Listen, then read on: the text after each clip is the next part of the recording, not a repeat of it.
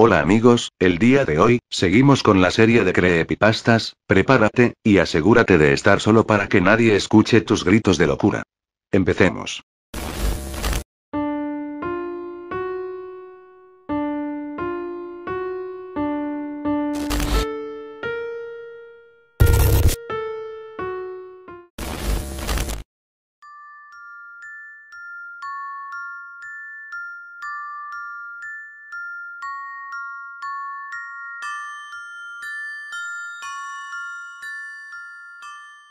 G3 es un juego que desafortunadamente descubrió Marcos Carvajal, un joven estudiante que se encontraba viajando junto con sus compañeros para celebrar las merecidas vacaciones que habían esperado luego de tanto estudiar.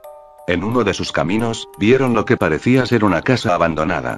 Ellos se detuvieron y echaron un ojo al mapa para ver en dónde estaban. Se percataron de que estaban cerca de Mocoa, en Colombia. Cansados y con sed, uno de ellos sugirió entrar a la casa para descansar, reunir fuerzas y continuar el viaje. A lo que sus amigos estuvieron de acuerdo con él, y se dirigieron hasta esa zona. El lugar parecía muy alejado de cualquier ciudad o pueblo y para acceder a ella había que recorrer un camino no muy largo de barro y maleza.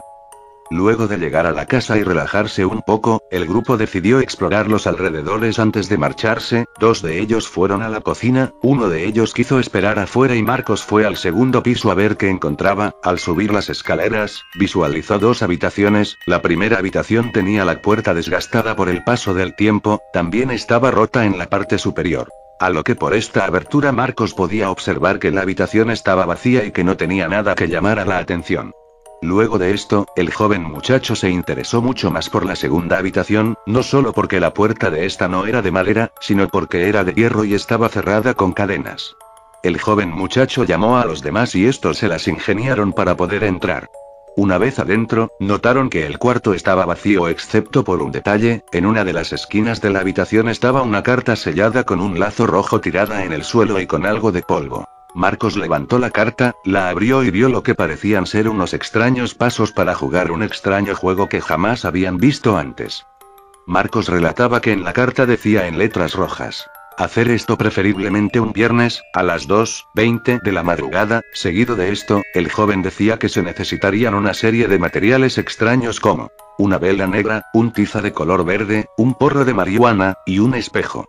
Ellos al leer esto se echaron a reír y se miraron las caras los unos a los otros y Marilyn, una chica que los acompañaba, dijo luego de esto: chicos, ya está oscureciendo, ya es hora de que nos vayamos de aquí. Ellos, notando que era tarde, comenzaron a retirarse del lugar.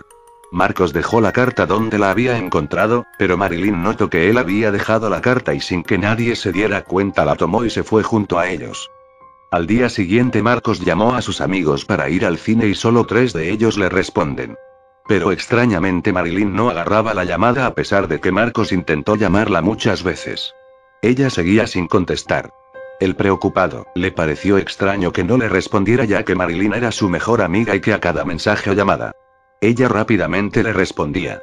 Marcos decidió ir a su casa, pero cuando llegó, vio a los padres de Marilyn llorando y lo peor es que él vio a su querida amiga inconsciente en una camilla. Marcos, desesperado, intentó entrar en la ambulancia pero no se lo permitieron.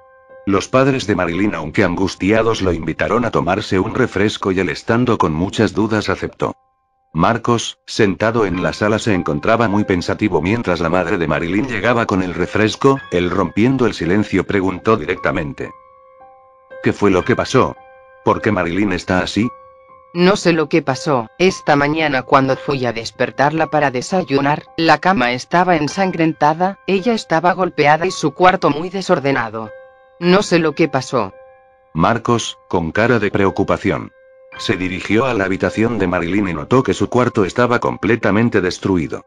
Buscando algo que pudiera darle alguna explicación de lo que había pasado, el joven se da cuenta que encima de la cama, junto a unos vidrios, estaba la carta que él había dejado en la casa abandonada. Él nota que parte de la carta está ensangrentada y dudoso sale de la habitación, baja las escaleras y le dice a la madre de Marilyn que irá al hospital a visitarla. Al llegar al hospital, él pregunta en la recepción por Marilyn para luego de esto, ir a buscarla a su habitación. Cuando Marcos abre la puerta, se da cuenta que su amiga Marilyn está despierta pero con una cara de terror absoluto. Marcos se pone frente a ella, la sujeta suavemente y comienza a platicarle. Marilyn, Marilyn. ¿Quién te hizo esto, Marilyn? Marilyn no responde. Marilyn, con una mirada vacía, observa detenidamente a Marcos y le dice que queme la carta. Marcos, confundido, le dice lo siguiente. No te entiendo, ¿qué ha ocurrido? ¿Quién te lastimó? Ella, echándose a llorar, solo comenta. Fue Gustavo. Él vino por mí. Marcos. Él, sin comprender aún lo que pasaba, intenta calmarla y le dice que se calme, que le cuente qué sucedió. En ese momento, una enfermera entra al cuarto y saca a Marcos de la habitación para que Marilyn pueda descansar. Él le pregunta a la enfermera. Marcos, ¿qué fue lo que le pasó? La enfermera responde. Al parecer tiene la cara morada por los golpes y su ano fue destrozado. Marcos. Él se sorprende y alzando la voz exclama. ¿Destrozado? ¿La violaron? Al parecer así fue. Luego de esto, el preocupado muchacho sale del hospital y confundido se dirige al lugar en donde encontraron la carta en busca de algo que le indicara todo lo que había pasado.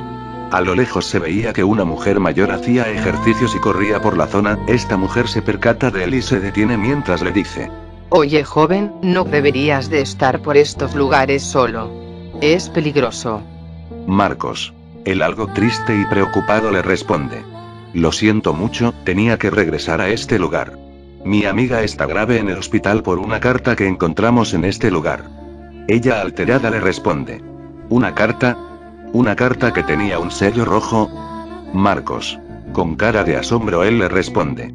Sí, ¿cómo sabes de esa carta? La mujer, preocupada, alterada y furiosa, le reclama. Debes de deshacerte de esa carta ahora. La mujer le dice que se llama Verónica y le explica que hace unos años, en esa casa abandonada vivía un sujeto llamado Gustavo, era aislado, solo y no socializaba con nadie.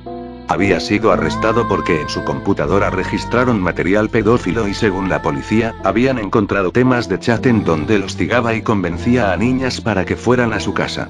Al pasar los años, una vecina se percató que en esa casa olía a podrido. Cada día que pasaba el olor se hacía más intenso, hasta el punto que los bomberos decidieron entrar para ver el origen del olor y lo que consiguieron fue a el sujeto llamado Gustavo muerto encima de un sofá, con un porro de marihuana en su mano y un frasco de anfetaminas en la otra. Al parecer había muerto por sobredosis ya hace días. El tiempo transcurrió y mis amigas y yo habíamos tenido este lugar para jugar el escondite o veníamos para hablar de chicos, en una de nuestras reuniones. María, una de mis amigas, encontró esa carta dentro de una gaveta. Abrimos la carta y notamos lo que parecía ser algunas instrucciones de un juego que indicaban tener encendida una vela un viernes a las 2:20 de la madrugada, mientras que estuviéramos frente a un espejo. Escribiéramos en el nombre de Gustavo 3 veces y cerráramos los ojos. Yo me asusté y aunque se burlaban de mí decidí irme del lugar. En ese momento Marcos, curioso, le pregunta. ¿Qué es lo que había ocurrido luego? Y Verónica, agachando su cabeza, lo mira algo triste y le dice. Al día siguiente, mi mejor amigo Fernando había muerto. Lo habían encontrado con la cara cortada y sin rostro en su cuarto. Y mi amiga María, fue violada forzosamente en la noche. Ella recibió terapia y cuando recuperó la compostura le pregunté qué había pasado esa noche que jugaron ese juego y ella solo me miró y me preguntó. ¿Crees en la vida después de la muerte, Verónica? Y yo, algo confusa, le dije que sí, que era posible. Luego de eso me miró fijamente y me dijo. Gustavo no se fue al otro lado, está aquí para seguir haciendo sus malas mañas, para abusar y seguir haciendo sus maldades desde el más allá. Yo, algo confundida, reí irónicamente y le dije. María, Gustavo murió, él ya no está aquí. En ese momento María me interrumpió y me gritó diciéndome. Era él. Era él. Nosotros lo invocamos al escribir su nombre en el espejo 3 veces. Luego de eso nos reímos porque vimos que todo era una farsa, pero al darnos la vuelta se encontraba en un rincón oscuro un sujeto que medía como 2 metros, tenía una bolsa de papel en su cabeza con 2 hoyos que emitían una luz roja en donde deberían estar sus ojos y en su mano derecha tenía un cigarrillo encendido.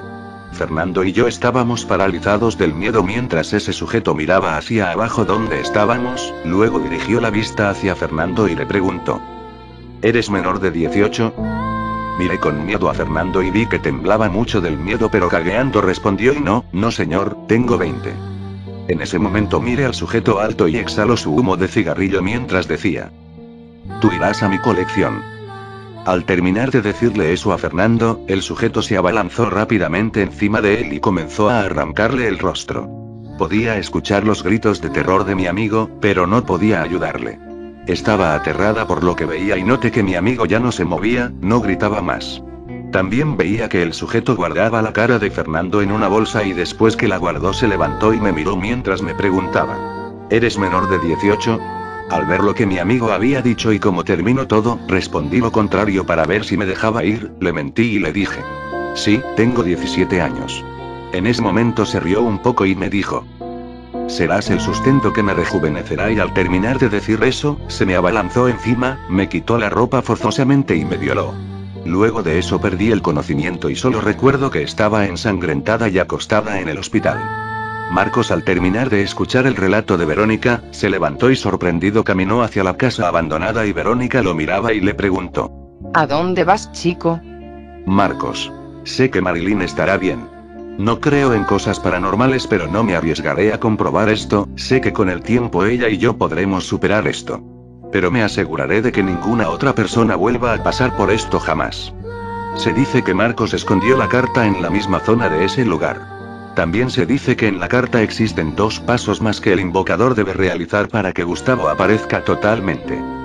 Según algunos pobladores de la zona, confirman que no es más que una leyenda de la localidad, pero sea cierto o no, a veces es mejor no comprobar las cosas por nuestra propia seguridad.